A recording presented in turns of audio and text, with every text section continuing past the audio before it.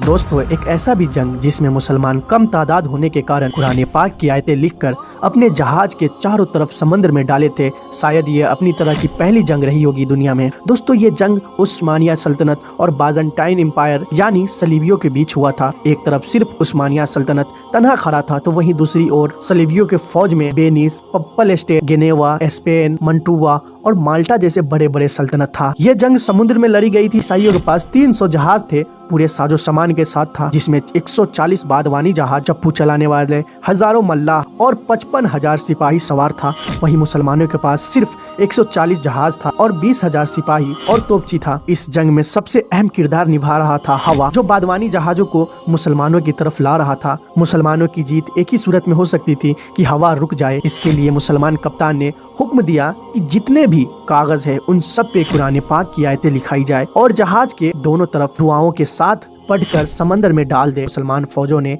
यही किया। उधर ईसाई फौज अपनी ताकत के गुरूर में चूर था और खुश हो रहे थे कि आज उस्मानिया सल्तनत यानी मुसलमानों को एक ऐसा शिकस्त देंगे कि तारीख में सबसे बदतरीन मुसलमानों को जो शिकस्त होगा वो यही होगा। तकब्बुर में डूबे और खुश हो रहे थे। वहीं दूसरी ओर मुसलमान दुआएं कर रहे थे हवा का रुख बदलने का, और मुसलमानों पे अल्लाह का करम हुआ कि हवा रुक गई। मुसलमान अल्लाह अकबर की सदा बुलंद करते हुए काफिरों पे टूट पड़े और मुसलमानों ने इतिहास लिखा। इस जंग जैसा जंग आज तक ना हुआ। इस जंग का नाम बैटल ऑफ परवेजा है। अगर किसी को यकीन ना हो तो वो विकिपीडिया का रिपोर्ट गूगल पे सर्च कर सकते हैं, बैटल ऑफ परवेजा।